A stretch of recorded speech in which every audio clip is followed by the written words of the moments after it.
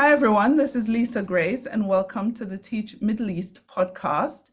I am talking money today, but not your money, people. I'm talking teaching your children, your students about money with Ben Bolger from Squirrel. And Squirrel is an app that teaches children how to manage their finances. And we're going to be diving into teaching children how to move from pocket money to prosperity, how to transform your young ones, whether they're your own kids or they're the kids you teach, into savvy savers, investors, and people who can manage their money properly. Because I don't know if you are like me and you made a fair few money mistakes in your life that could have been avoided if you had the full financial education coming up. But Squirrel and Ben and his team, that's what they're trying to avoid our own kids and the kids we teach from having to go through. So it's my pleasure to welcome Ben to the podcast. Thanks for having me, Lisa. Nice work on your app, by the way. I've been like your please remember me when you are super successful with this app. I have been an advocate from day one, soon as I heard about it, because I know how important it is. What gave you the idea for Squirrel? And do you know what? I'd love to take the credit for it, but it wasn't actually, it was my idea. So my co-founder, Matt, he has just finished his education career. He's 24 years in education.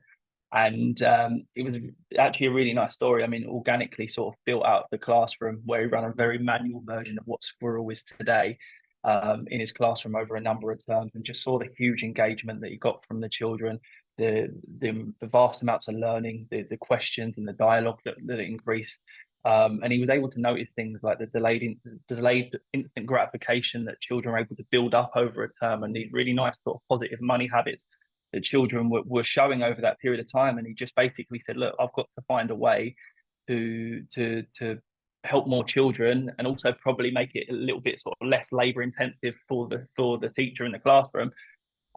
So we sat down and we sort of brainstormed some ideas and took his manual version, and we've come up probably close to 18 months, 2 years now. We've got Squirrel up and running in over 20 schools and 5,000 students using the platform. Amazing. So Ben, why you? What's your background? Give us a little intro. So I've been living in Abu Dhabi for the last nearly 11 years now. I originally from London. Growing up, I didn't ever sort of finance didn't really cross my mind. All I ever wanted to do is, like, and most young boys, had played professional sports. So I was fortunate enough to do that for a living, playing professional rugby for a living. But just for a few different reasons, ended up sort of leaving rugby and moving out to the Middle East, and sort of fell into a career in financial services. Sort of qualified myself up to become a chartered wealth manager, helping individuals, families, businesses for the sort of last decade. And then now, sort of the last 18 months, have managed to sort of fall into entrepreneurship, I guess, and really find myself really fortunate to have met Matt. He's fantastic guy, real solid and exceptional, inspiring educator. So we've taken his idea and we're trying to implement that to as many children across the world as we can. Amazing. Financial literacy, super important. Not a lot of us older generation, please, I'm not aging myself, but truth be told, I'm definitely not young. Not a lot of us had the foundations, especially in school. And if you were fortunate enough to have parents who gave you that foundation, then I'm sure you are grateful for that. But the fact is, young children need to have financial literacy as top priority. And I wanted to find out sort of like, how can this early financial literacy skills, how can learning those impact a child's life choices, chances even, and their career? I think there's enough academic evidence that shows that our relationship with money and personal finance starts from sort of as young as 3 years old. So it's important that we do start thinking about how we're educating children and the sort of language and behaviours that we're demonstrating in front of children from a really young age. But I mean, essentially, what sort of our ethos is that we want to give children these financial literacy skills. And it's important to distinguish the difference between sort of financial education and financial literacy. So financial education is just the knowledge and knowing what to do. Financial literacy is the ability to sort of apply that knowledge and consistently do that over a period of time. And we want children to be able to um, build these financial literacy skills so that they can go out into the real world and live a sort of fulfilled and independent life, because money actually makes sense to them. It's not this sort of mysterious sort of subject or topic that causes pressure. Financial literacy will allow them to be confident, make informed decisions, and allow them to live life on their own terms. And how early is this supposed to start? At what age? I mean, again, I think it'd be difficult to start intentionally talking to your 3-year-old about money, but as soon as we can. I mean, especially we've got children on our platform as young as six years old, so I think as young as 6 years old would be more than suitable, because they're doing a great job at the minute. Because I'm thinking, have you seen a 3-year-old in the supermarket? They want everything. They want every little sweet, every toy. So I'm thinking as early as possible, maybe 3, if you if you could, right? Absolutely, I think it's just being mindful of the language that we displaying when we're talking to the 3-year-olds. So I mean, instead of sort of saying, "Oh no, we can't afford that," or put that back, it's more to do with, okay, well, let's work out a way how we can save and get that in the future. So it's just thinking about our wording and making sure that we're referring to money in a positive way rather than a negative way, and those sort of habits and actions that children then develop will be positive habits and actions as opposed to negative ones. Yeah, I have 2 sons of my own, and of when they were younger, and even now, this is what I say to them when they go places and they want things and they're going, oh, I want this, I want that. I'm like, mommy and daddy have money to buy this, but we're choosing not to buy this because we don't think it's something you need right now. Is that too negative, too strong, too positive? What are your thoughts on that? No, I think being transparent and involving children in those sort of budget decisions or monetary decisions is important. And the fact that you've explained the reasoning behind your decision is important, and it's helping them to understand it's not just oh no, you're not going to have that. It's no, we're going to have this for this. You're not going to have this now for this reason, which I think is perfect. Yeah, because I don't want them to grow up thinking that, oh, because if we keep saying to them, oh, we can't afford that, they're going to grow up with this sense of lack. Some of the things, to be honest, I really can't afford them. But I don't want them to grow up with that kind of lack where they think, oh, mom and daddy can't afford anything. Like really every single thing I've asked for, we can't afford that, we can't afford that. And so I don't want them to have that lack. But at the same time, I'm not going to buy them every frivolous, silly thing. So normally I say to them, we choose not to buy that because instead we're having this or that, and I talk to them about major things. But what are some of those common misconceptions or misunderstandings that children tend to have about money? Well, I think you probably hit the first one on the head already. Is that there's this just endless stream of money available from parents, and the bank of mum and dad is just the bank that keeps on giving. So I think most parents will probably be able to relate to that one, and helping children understand the real sort of true value of money and essentially the work that has gone in to bring that into the family is obviously important. I think another one is that children often think that money and learning about money is something that they don't necessarily have to worry about till later on in life. It's just this adult thing that will pick up along the way. And I think there's a huge benefit to the student of understanding this knowledge and starting their financial independence journey from a real young age, because obviously, as we know, the longer that you've got until your financial independence, the more flexibility that you've got, the less you actually have to do over a period of time. So yeah, I think there's sort of two misconceptions are obviously that money is just this there's this endless ATM, and realistically it's something that that we need to concentrate on for young children as soon as possible. How do we clear up that misconception with our kids that money is not a free-flowing river that comes into our house just like that? Well, I guess if possible, parents can give their children the opportunity to earn money and actually have to understand the work that goes into to getting their money, and similar to how the parents have to go out and have money. So I think giving the children an opportunity to start valuing money and relating the work they put in to the reward they get, whether it's through doing chores or going out and getting a part-time job, that will start to give them a sense of money and what it takes, and then they'll be easily be able to relate to when us as parents who were going, I'm going to work, that it's a lot easier for them to relate and say, well, mum and dad are going to work now, they've got to go through X amount of hours a week, and that's what brings money into the household.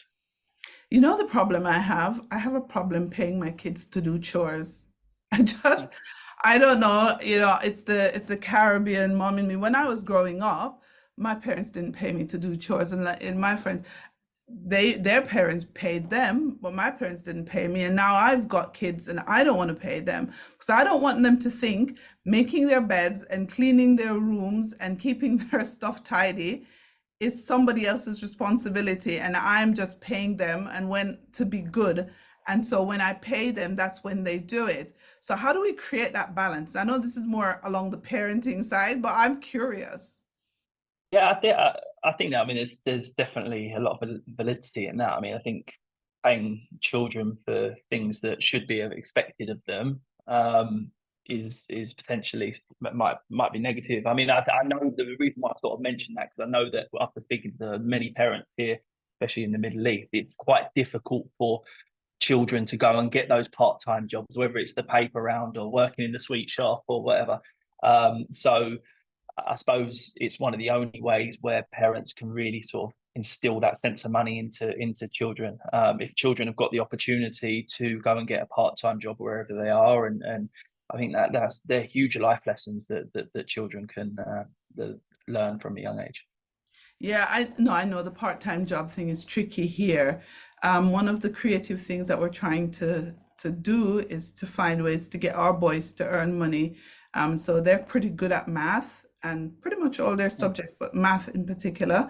So we're trying to get them to tutor younger kids. They're only 10, but for a token fee like 5, 10 dirhams an hour, because they've passed through maybe they're now in year 6, so they're going into year 7. So they could do some tutoring of year 2, 3, 4, and even 5 students just to get some little earning so that they can know what it is to earn money. Because, I refuse to pay them for chores because I gave you that bedroom, I gave you that bed. You need to clean. I bought those clothes. You need to now pack them, clean that bed, and clean stuff. You can't just expect it to be paid. But I get what you're saying. Talk to me about how you see kids react when they get money in this region. So, for example, they get, Eid gift if they're Muslim, or they get some Christmas money, or they get some birthday money. What do they tend to do with it? Do you have any ideas? I mean, they get super excited, don't they? I mean, children are children. I think it's just that sort of sense of excitement. They're like, well, what can I spend it on? So yeah, I mean, it's important that we sort of help them understand that, again, money is a finite resource. You go out and sort of blow it within then within a day or so, it's not coming back. And so it's these important money lessons that no, it doesn't change. It's the same stuff that our grandparents were telling us, right? But it's important that that messaging is consistent from a young age, because children are children, and they just get this money, and it's like, well, what can I do with it? It's like that burning a hole in their pocket. Yeah, that's what I've noticed, especially with my boys and their little friends. When they get money, they think purchase first. Oh, can you take us to the mall? Can you take us to the mall? Because they really want to spend it. But here's my question to you. What, from the research that you've been doing, like when kids don't have sound financial literacy, how does that play out later in life? Yeah, I think, I mean, there's definitely a correlation between people who had a good financial education upbringing, whether that's from parents or inspiring teachers who've taken the time to have these conversations, or people that potentially didn't have that. I mean, there's definitely a correlation between people who've had that education then are likely to be more sort of financially stable than potentially those who didn't. I think a lot of the things that we talk about is developing habits, and that those habits take a long time to develop, and it's about consistently doing small simple things repeatedly over a long period of time. And obviously, if you've had that education and someone's introduced you to those sort of positive money habits from a young age, you've just had more time of consistently either hearing that message or putting those into play. So yeah, I mean, if we can give these children that knowledge, but also the ability to practice those behaviors from a young age, we're just giving them a better chance to go out into the real world and hopefully, like I said to you before, live life on their own terms. How early do you think we should start talking to our kids about investing? I think with regards to investing, I mean, we don't particularly have to get into the nuts and bolts of the different types of asset classes and securities, but I just think that introducing children to one sort of the idea of compound interest and how that sort of snowballs over a longer period of time, and potentially the two sort of the opportunity cost of buying something and what that could potentially look like if you invested it. I think that if children understood what some of their like that all that sort of birthday money they might get might look like in 10 years time, if they, I don't know, bought an index fund, um then they might go, do you know what, I'll hold on for 10 years time, because in 10 years time I might be 18 and then I'll have a x amount of money. So it's, I think, just introducing them to compound interest and when it comes to investing and what that could look like, and then obviously the opportunity cost, and then getting them to potentially be a little bit more intentional about their decision making. Go, okay, right, well, look, you could just go and spend £100 on a toy or a PlayStation game or something like that. Or if you keep adding to, like I said, I've mentioned it before, like an index fund, then this is what you could have later on in life, and then maybe sort of see what their decision process looks like after that. Yeah, I worry for um, my kids who are growing up here in the UAE around such affluence and not having an understanding of how, I don't know, I just get the feeling they don't know what hard graft looks like. I always have this conversation. I try to talk to them about my upbringing. I try to talk to them about, the fact that my mom, like my parents, and like how, growing up as an immigrant in Britain and that what that was like and all of the things, but I have a feeling it's lost on them. I have a feeling they're like, that's nice, a story, mommy. That's really cute. Now, when are we going to go off and do something else? Like, I don't think it's, I don't know. I don't know how to make it practical for them. But you're doing something really practical with Squirrel, right? You're taking what we as parents and schools want to teach our students about finance and you're making it practical. So talk to us about Squirrel. Like, how does it work? Because it's not visual and you can't show, and the podcast is audio. So you're going to have to be really descriptive, Ben. Squirrel helps in showing the practicalities. Talk to us about that. Yeah, I think you're exactly right, Lisa. I think we helping individuals and families for the last 10 years. It's very rarely, once I've told someone, okay, this is what we need to do, is it them not being able to understand what we need to do. It's often being able to understand what we need to do, but then consistently put that in practice over a long period of time. That what separates people who are good with personal finance and potentially people who aren't. And in terms of sort of financial literacy resources out there, or financial education resources out there, there's lots out there. There's lots of information. I mean, we've got with the boom of AI and obviously the internet, and children can go out and get that information. But just telling someone the difference between a savings account, or why we need to save for the longer term, just giving them that knowledge, in our opinion, isn't going to form those habits that are gonna last over a long period of time. So what we've done is essentially created an environment where children are sort of having, or get the first, so a lot of the time for the first time, is they're earning this sort of virtual income. They've got different utility bills that they've got to pay within this game on a consistent basis. They're encouraged and incentivized to move money from sort of current accounts into savings accounts. They've got to deal with certain risk management where they'll have emergency expenses thrown at them, like the same way we do at life. And essentially, at school, we're going to just continue building out these scenarios where we're putting children in an environment, and a safe environment, where they can learn, probably make mistakes, learn from those mistakes, and then start to develop and build those habits that are going to hopefully be positive over a long period of time. And we're seeing that already. I mean, we give children sort of discretion in terms of the types of bills that they can pay, and where they can obviously sort of hire the luxury car and live in the mansion. And as you can imagine, you give the children those options at the beginning, and they all decide to just start paying the top level rent. And then the game starts to make it a little bit more difficult for them, especially on the early stages, to make sure you're paying your bills on time. If they get hit with emergency expenses, can they deal with those?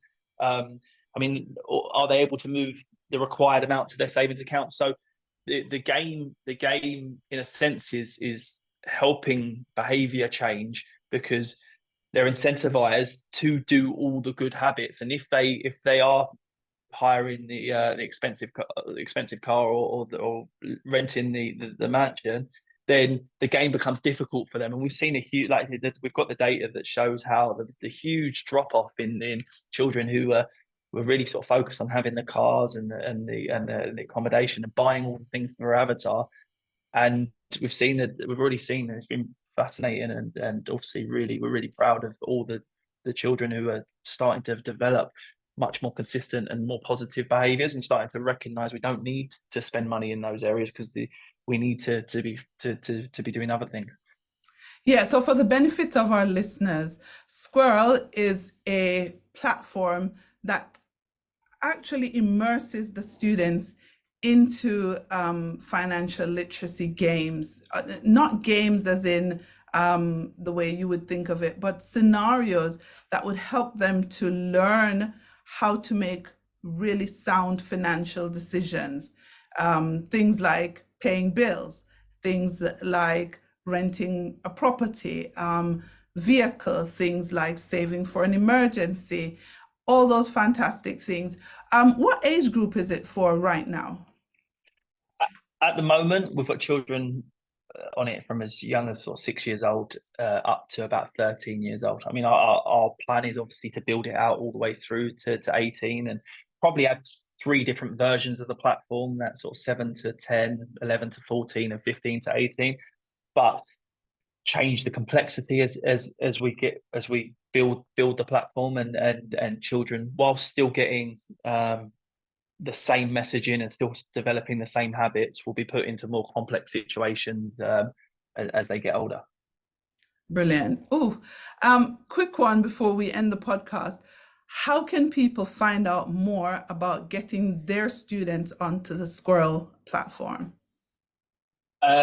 You can find us on LinkedIn, Facebook, Instagram, or contact me directly. Emails ben@squirreledu.co. So yeah, just get in touch. We'd love to speak to you, and we'd love to see how we can help you students. Fantastic. And one more thing before you go. Is there a cost to schools? No, that was one of the biggest things for us. I mean, we wanted to make sure that it was a very inclusive platform, and there was too much conflict for us to say, do you know what, we're going to build or we believe financial education is something that every child on the planet deserves, but we're going to build a platform that's going to have this subscription, and only some will be able to afford it. So it's completely free to school. Perfect. So Squirrel is completely free, guys. I'm going to put all the links to Squirrel and the contacts for Ben in the show notes for the podcast. Go and definitely check it out. Get it enrolled in your schools so that your students can start benefiting from the financial literacy that the platform provides.